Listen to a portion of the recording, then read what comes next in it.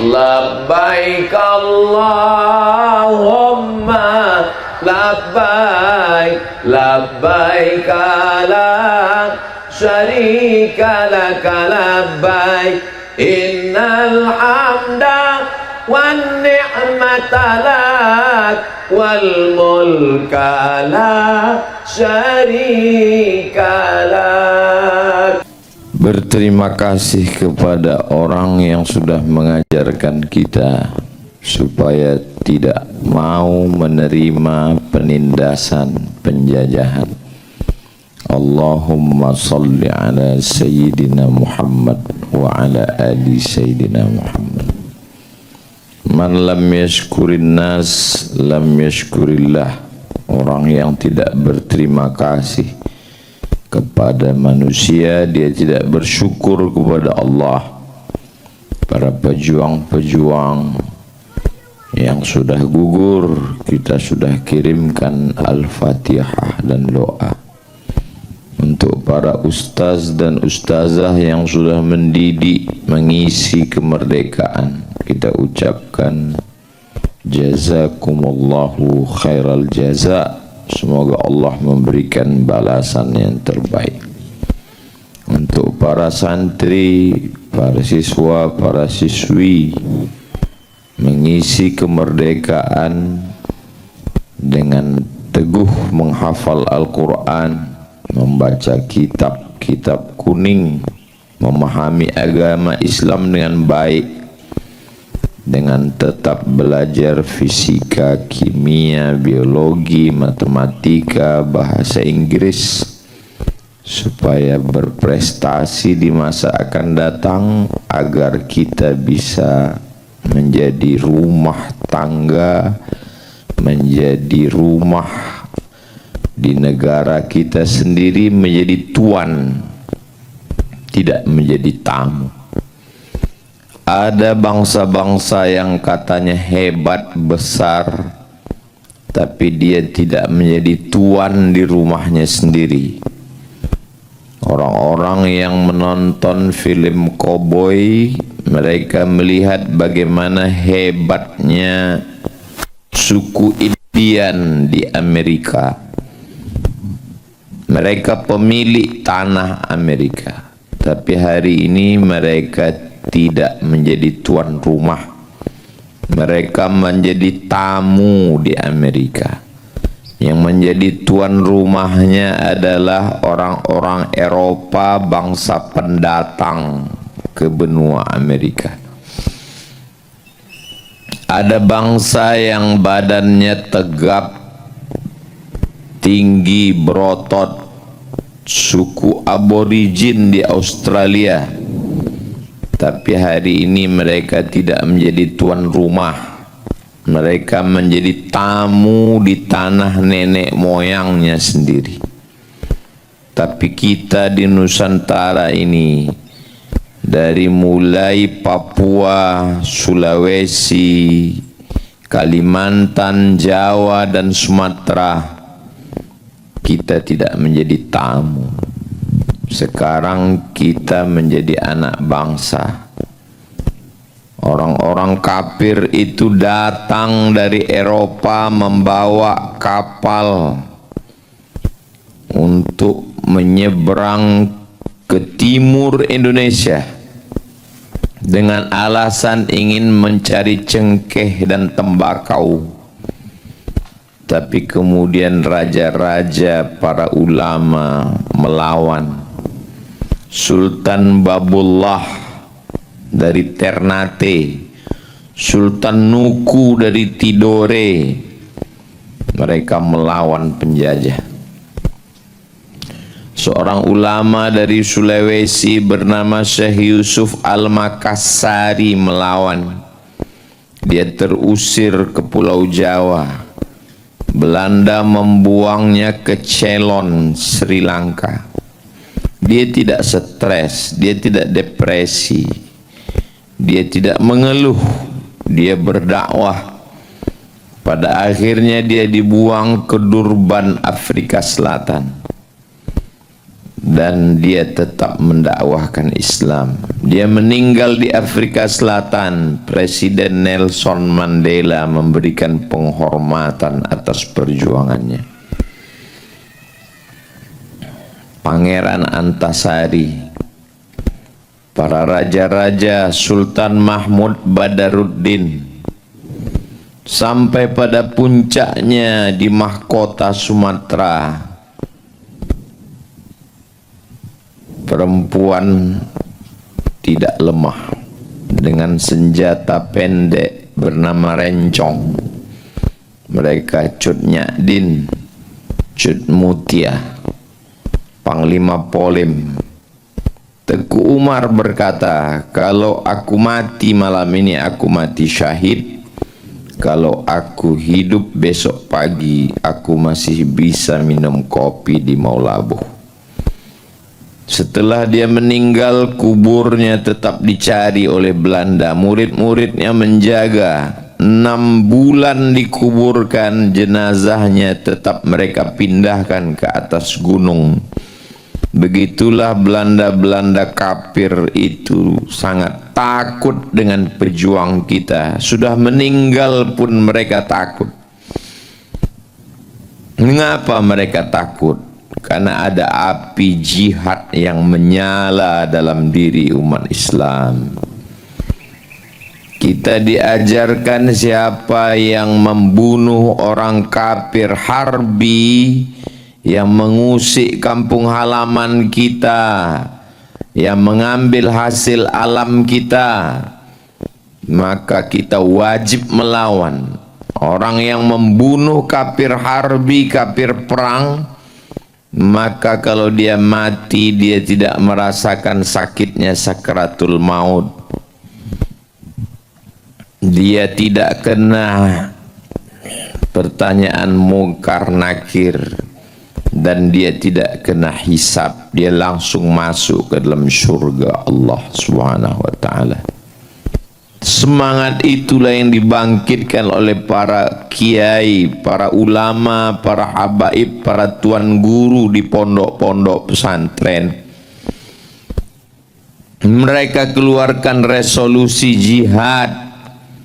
Maka pada tanggal 22 Oktober itu diperingati sebagai Hari Santri, karena para kiai, ulama, tokoh pesantren berkumpul.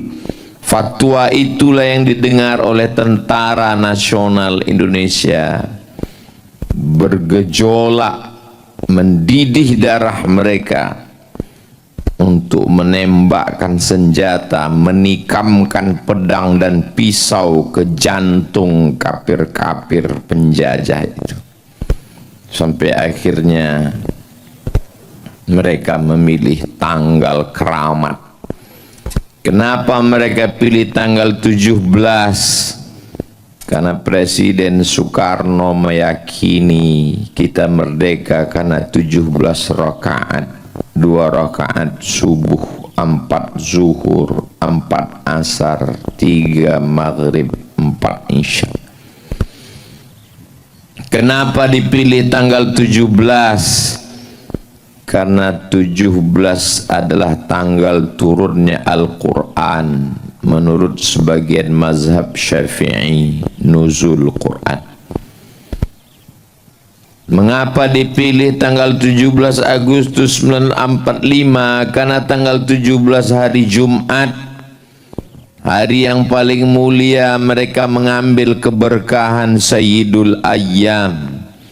Kenapa 17 Agustus 1945? Karena 17 Agustus tanggal 9 Ramadan. Orang-orang lapar itulah yang menggerek bendera. Orang-orang lapar itulah yang berjuang meneriakkan Allahu Akbar. Hari ini 17 Agustus 2026, 81 tahun kita sudah merdeka. Tanah yang kita injak ini adalah darah para syuhada. Mensyukuri nikmat kemerdekaan dengan tausiah mensyukuri nikmat kemerdekaan dengan doa istighatsah. Orang-orang yang mengkhianati kemerdekaan dengan judi, mereka adalah pengkhianat kebangsaan. Ketuhanan yang Maha Esa, tidak ada tempat bagi orang ateis yang tidak bertuhan di negeri ini. Yang tidak percaya kepada Tuhan, silakan keluar dari negeri ini. Karena sila pertama ketuhanan yang Maha Esa.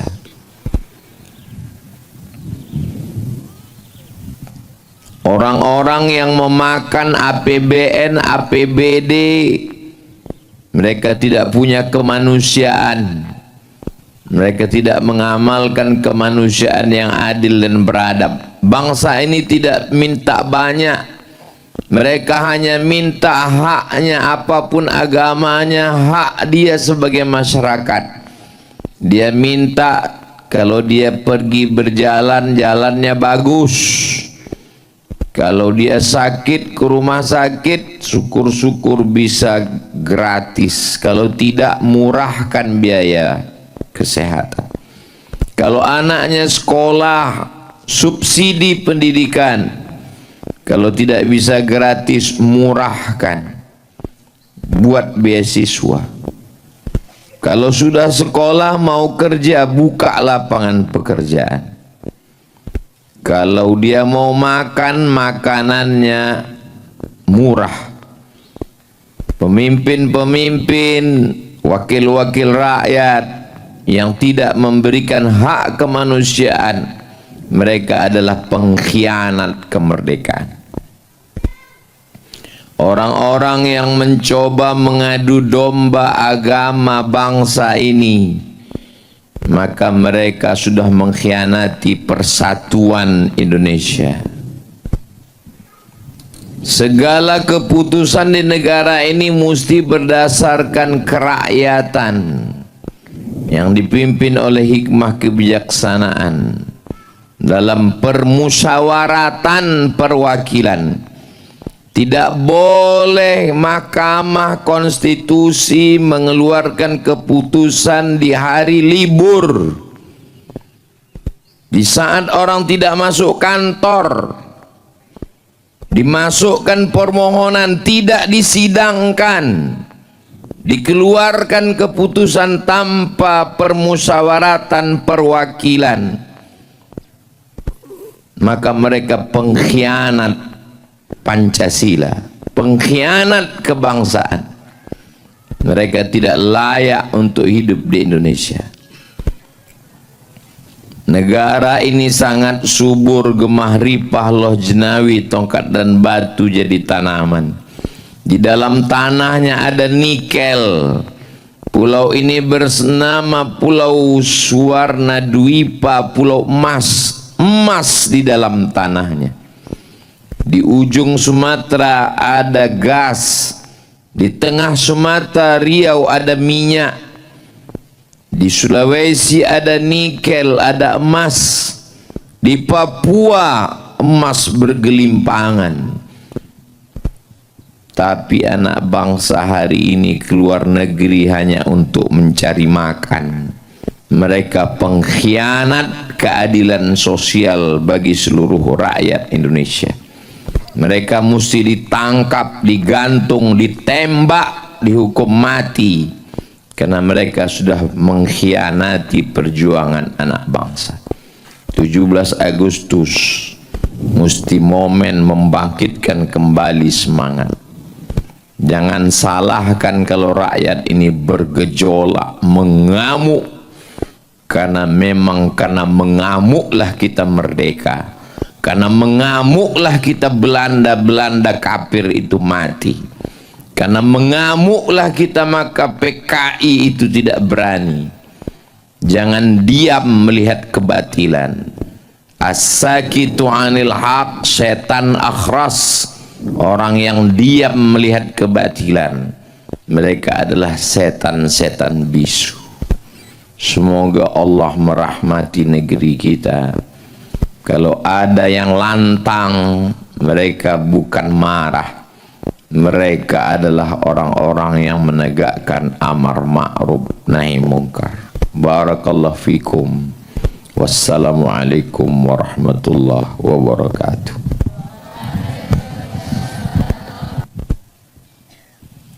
A'udzu billahi minasyaitonir rajim. Bismillahirrahmanirrahim.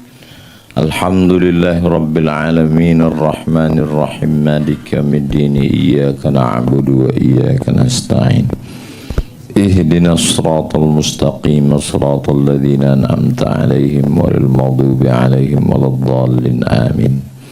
Allahumma shalli 'ala sayyidina Muhammad wa 'ala ali sayyidina Muhammad. Allahumma awsil thawaba ma qara'nahu min suratil Fatihah. Ya Allah, sampaikanlah bacaan surat Al-Fatihah yang sudah kami baca ila arwahi syuhadaina, kepada roh para syuhada yang sudah gugur memerdekakan bangsa ini. Allahumma ja'al kuburahum rawdatan min riyadil jinan, jadikan kubur mereka salah satu dari taman-taman surga. Allahumma ja'al hadzal balada baladan amina, jadikanlah Indonesia baldatun thayyibatun wa rabbun ghafur. Allahumma dafa'an al-ghala wal waba wal fahsya wal riba wal zina wal munkar. Selamatkan negeri kami dari malapetaka bencana riba, zina, narkoba, malapetaka bencana musibah zahir dan batin. La tusallit alaina bidhunubina man la yakhafuka wa la yarhamuna. Jangan angkat pemimpin kami orang-orang yang tak takut padamu dan tak sayang pada kami. Allahumma ja'al hadzal ma'hada ma'hadan aziman mubarakan fihi, jadikanlah lembaga pendidikan Ma'had Az-Zahra ini lembaga pendidikan yang dipenuhi keberkahan. Takharraja minhul ulama waz-zu'ama, keluar para alumni calon pemimpin masa depan, para alim ulama yang akan menolong agamamu dengan harta dan nyawa mereka.